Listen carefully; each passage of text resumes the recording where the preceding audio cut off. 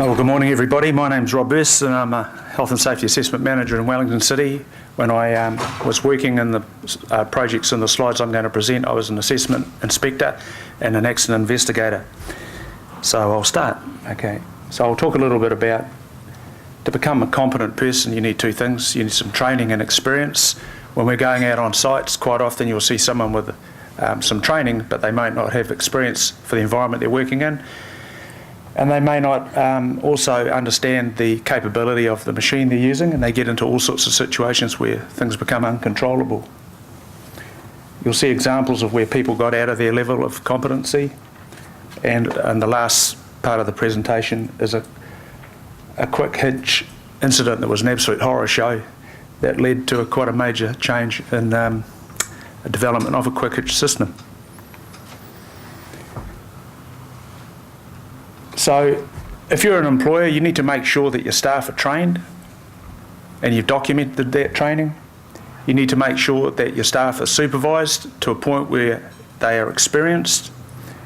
We would look at that as being coached along, and it would be very prudent of you to document that sort of training and experience. A difficult area for us is the self-employed contractor that comes on site, because they've only got themselves to be accountable to in many cases, and quite often we find them in parts of the industry where they're very vulnerable, particularly when they move from a flat site to a sloping site. And then particularly in Wellington City, there's a lot of infill housing and a lot of it's on sloping sites. And some of one of the accidents you'll see here is a typical example of what we see. If you're an operator, you need to understand the capability of your machine and know what environment you can use it in safely. This chap was a young chap who'd recently qualified as an operator. All his previous experience had been working on the flat.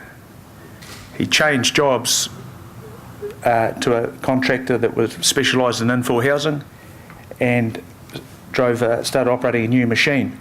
What had happened was, it was quite a tight site. He's been working up on the left-hand side there on the above the retaining wall, and he couldn't swing his boom round towards the house, so he had to swing over the retaining wall. And what he did is he lowered the boom with some dirt, and it toppled out. Now, in his training, he had been taught to wear a seatbelt. So two things saved him: the operator protective structure and the seatbelt. So all he had to do was undo the seatbelt and walk away. So he walked away from that accident. And many accidents I've investigated in the past, if the operator stays in the machine and wears the seatbelt, he'll go home. It costs the employer thousands of dollars to get that craned out. And it was quite a risky job to secure it for the fire service that ended up coming and chaining it up, because it could have rolled down and hit the house down the hill. This is an absolute tragedy. This is a self-employed contractor who'd been a diesel mechanic who wanted to get into construction, bought that machine second-hand, although it was a fairly new machine, paid I think $11,000 for it, asked the guy who sold it to him to show him how to operate it.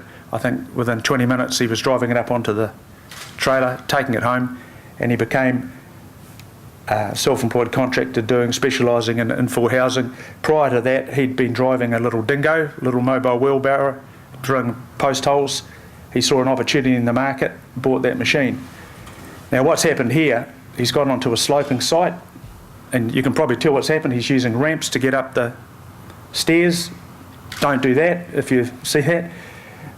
What's happened is he was a bit unsure about balancing the machine, so he had a labourer standing on the bucket as he drove up the ramps.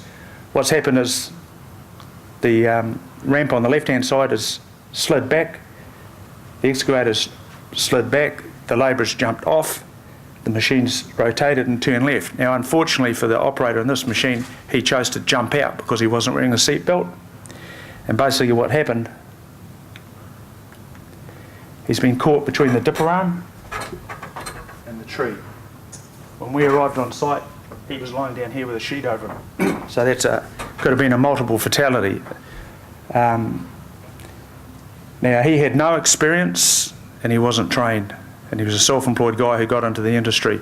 That's a real risk area. So if you're employing self-employed people, or you get contractors coming on your sites, you need to make sure that they are trained, experienced and competent. And that's the challenge, that when you are trained and competent, trained and experienced, that you know the task, that you're familiar with the task you're taking, and if you're not familiar, seek information. And the key message down there, seatbelts save lives, and they do.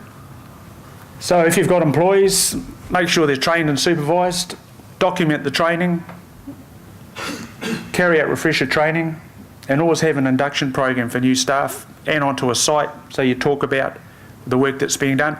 One of the biggest problems in the construction industry at all levels is communication, and some of the previous speakers have alluded to that. Toolbox talks at the beginning of the day are just gold, so everyone knows what the plan is, what we're doing it, who's doing it, and how we're doing it. But a good employer would follow those steps.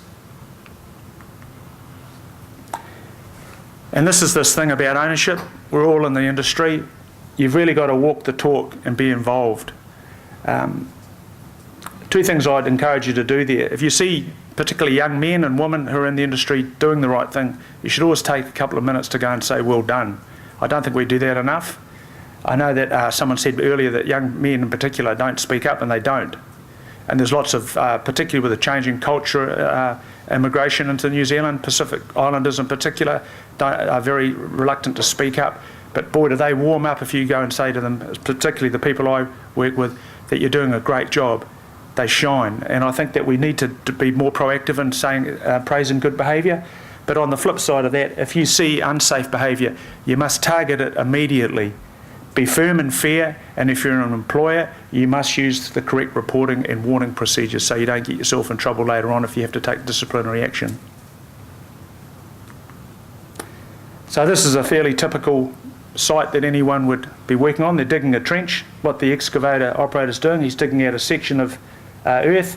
They're laying in a pipe. The loader on the right-hand side have been putting in some metal.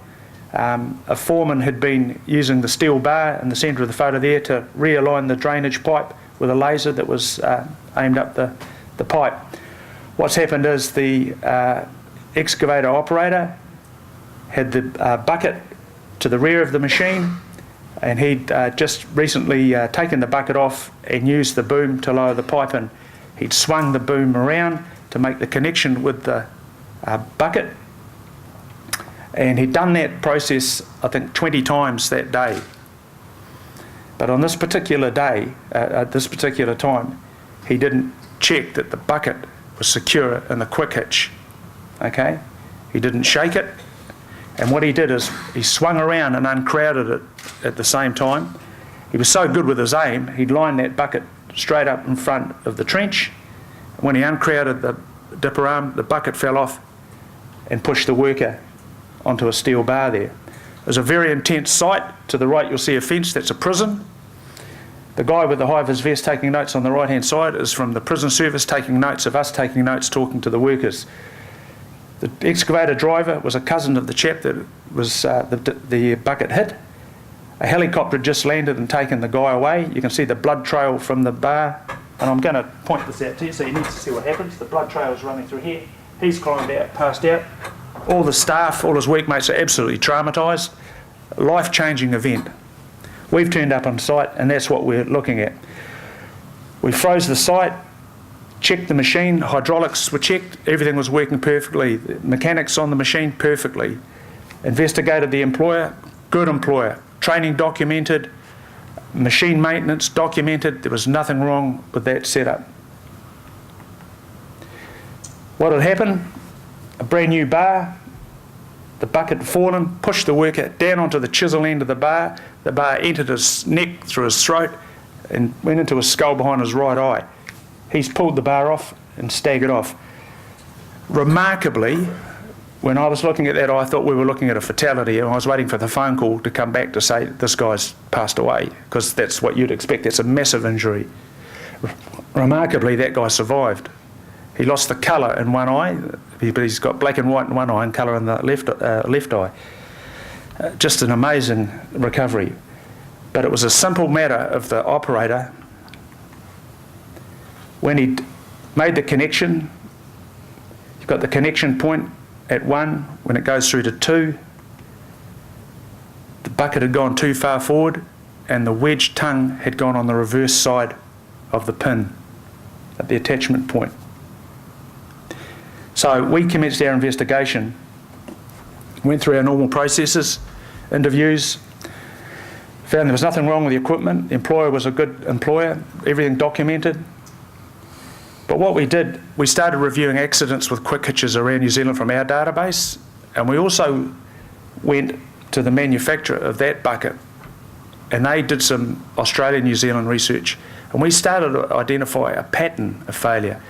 So in the world I live in, anyway, I look at it like you can have an incident, and you have a second one that's a coincidence, but when you get three, you've got a pattern.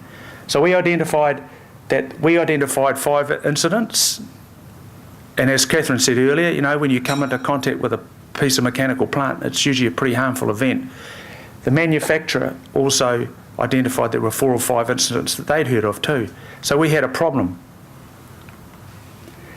So we identified that the issue was the operator hadn't checked that the wedge tongue had locked into place. So that was an operator fault.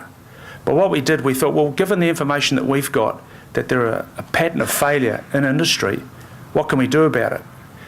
So we met these people here who made that particular quick hitch. This is a very proactive company called Ilok.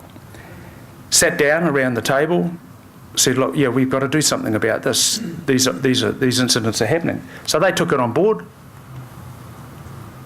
and they put their research and development in, and they came up with an additional locking system. It's a sequential locking system called the Ilok. So what they did is when they developed that, they put in a second locking system, and that lifted the bar in safety on quick hitch systems. So your original one is down here, the wedge. The secondary Ilok system is on that initial contact point.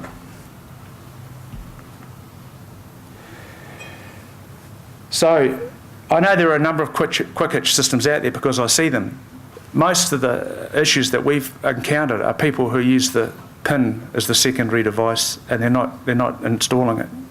And even last week, I was on a site, and I was asking a guy, the operator, to demonstrate to the trainee how the quick hitch worked, and he said, "Oh well, actually, we haven't got the safety pin in." I mean, it's just I don't want to use the word endemic, but it's out there. And yet every other part of their system was excellent. So you've got to make sure that you've got compatible equipment, check your safety devices are working correctly and engaged. When you're going to uncrowd your dipper arm, shake it vigorously. That seems to be the test that ultimately checks that if it's attached. And make sure there are no workers in that area, make sure everyone's clear. I know this presentation is supported by a fact sheet that's been released today, and you'll get copies of that. So I'll leave you with that sobering sort of presentation. So thanks for your time.